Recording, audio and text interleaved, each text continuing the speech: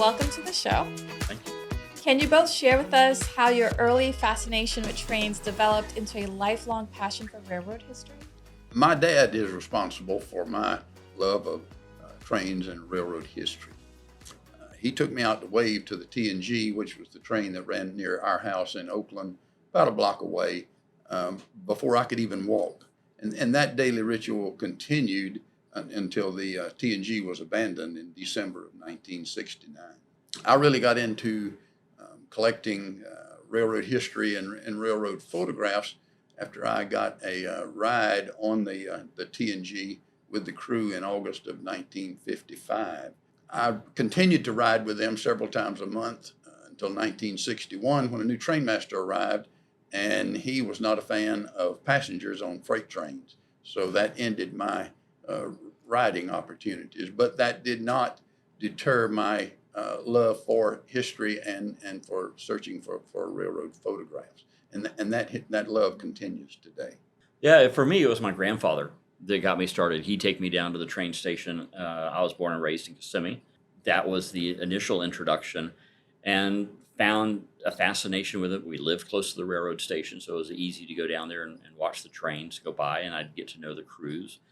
But it was in the summer of 1977 when my dad took us on a cross-country train trip from Kissimmee all the way to Sacramento, California by train. And I guess you could say that cemented my love for railroading. That was just a fantastic memory. What's the story behind the Central Florida Railroad Museum, and how did you both get involved with it? Searching for railroad photos and history, I became friends with the public relations director for the Seaboard Coastline Railroad in Jacksonville.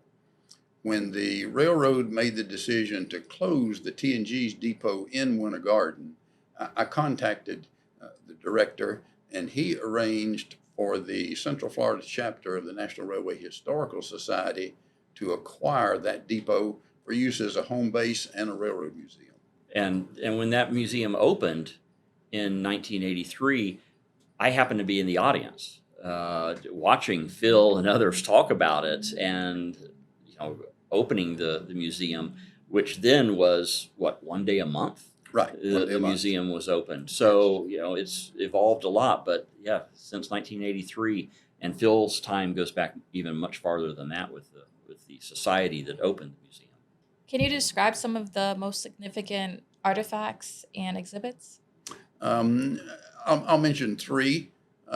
First is a large wooden letter file cabinet that dates from the early 1880s that was in the South Florida Railroad Depot here in downtown Orlando.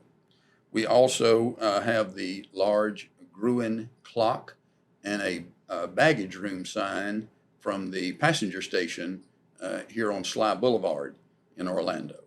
And then our main piece of the collection, the large piece of it, is the collection of railroad china from the Chapman Root collection in Daytona Beach. How do the railroads play a role in Orange County's history and development, and what do they tell us about the broader story of Florida?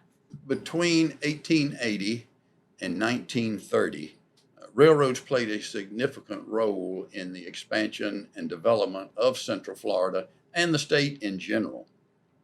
They opened up land where cities and towns sprang up.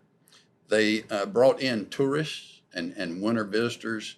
They brought in supplies and materials which were needed for the expansion and development of our great state. They hauled out manufactured goods. They hauled out lumber. They hauled out phosphate. They hauled out citrus and vegetables much quicker, and they arrived at the northern markets in much better conditions due to the faster schedule for delivery. And so a lot of the cities here in Central Florida were based around these railroad tracks. Yes. Most of the cities here in Florida, the tracks originally and still some today run right through the heart of the towns. I remember seeing a picture of all the railroads. It looked like a road system, basically, back then. It was. That's how you were going to move. Before the highways came about, it was the railroad. So a lot of the early roads in Central Florida really paralleled the railroads. because the sort of the right of way was already there. I tell the county that if we had kept all of them, we'd have the greatest mass transit system in the world. We kept all those railroads. Yes. And at least a great trail system. And Yes. we're fortunate to have the West Orange Trail running right through downtown Winter Garden. That was the old Orange Belt Railway. And of course, now it's a 22-mile trail that gets used by, I understand, over 1 million people a year. Yeah, on Chuliota Road, there's an easement too where there was a railroad track where Right. we're looking to create a trail there now too. Oh, excellent. Yeah. Excellent. Yeah. Phil, as the historian, can you share a surprising or a lesser known fact about the Central Florida's railroads that most people may not know? Sure. The Orange Belt Railway's headquarters was in Oakland, which is in West Orange County.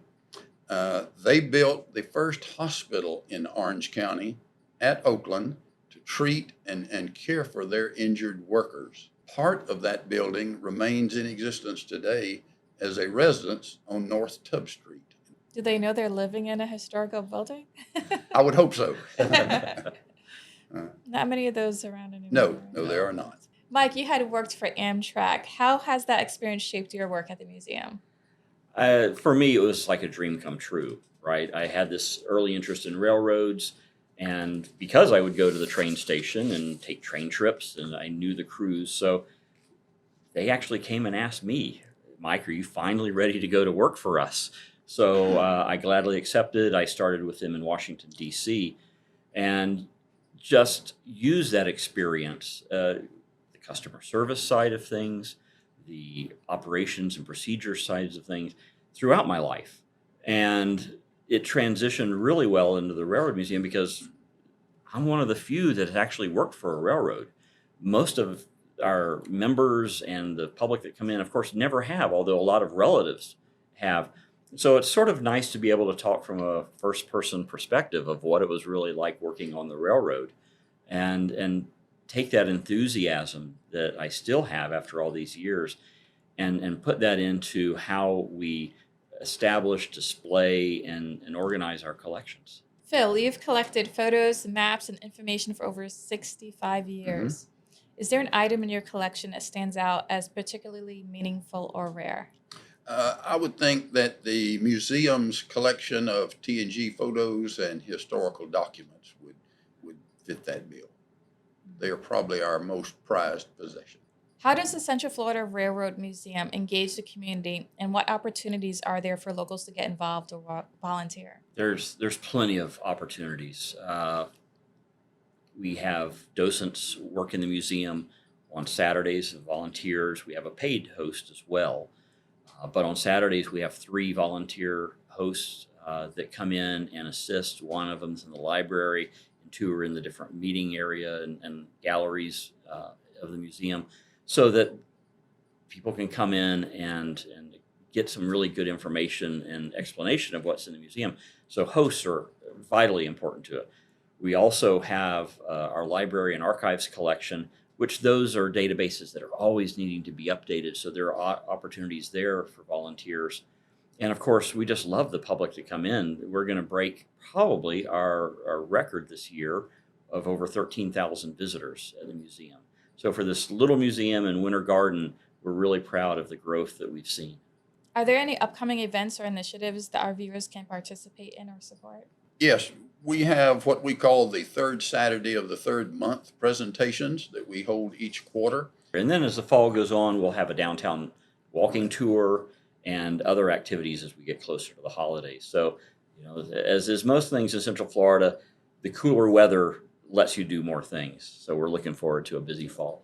What's next for the Central Florida Railroad Museum, and how can our viewers stay connected with the latest news and happenings? We want to continue to grow the museum and membership and our volunteer base. We want to continue expanding our programming and our events. We want to have people stay connected to us by becoming a member and receive our monthly newsletter and other items of railroad history interest. As individuals with a deep love for trains and history, what advice or encouragement would you give to others who want to explore and preserve local history? Well, just be involved, right? And history covers a lot of areas, and so we focus on just a very niche part of that with the railroad history. But we love seeing families come in, and sometimes it's the grandparents bringing the grandchildren because they used to ride the trains all the time. So we love to have that interaction with the community. So we're always excited to see new people, new members come out. And of course, we have a great archive and library collection, probably one of the best in the Southeast as far as railroading items. So, take the trip out to Winter Garden and come see us. I'm going to do a little activity with you. I'm Okay. going to show you some images, and let's see if you can tell us a little bit about the photo and you can identify it. Okay. All right. So here's the first one, and this is an opportunity for our viewers to also play along. I'll show this to the viewers first so that they could try to guess what it is, and then we'll show it to you. What is this? Bill, I'll leave that one to you. That is a typewriter, which no one longer uses. That was an important part of the agent's office equipment. They did a lot of typing, all their waybills, letters, everything was done on the typewriter, and then some of that information was transmitted via telegraph to other stations along the railways. Here's the next one.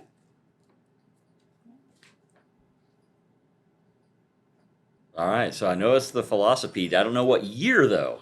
I don't know. It's probably from about 1900. That is a one-person velocipede, which was used by maintenance of way workers on the railway. It was also used by telegraph maintenance workers as well. Those could travel on the rails. They were man-powered by strong arms and strong legs. They were used to transport the workers and their equipment for maintenance of the tracks and the telegraph systems. Yeah, so actually, it looks like a bicycle. It sort of functions in a way Yeah. like one, and took a lot of energy to get down the tracks on it. That was donated in rough shape to the museum, and our museum curator, Ken Murdoch, restored that at his home.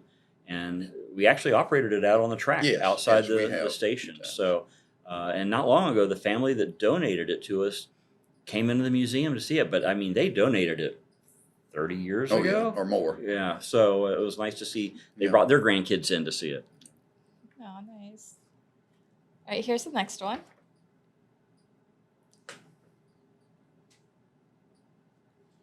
That is a steam locomotive engine bell that was rung by the firemen to warn people that the train was coming.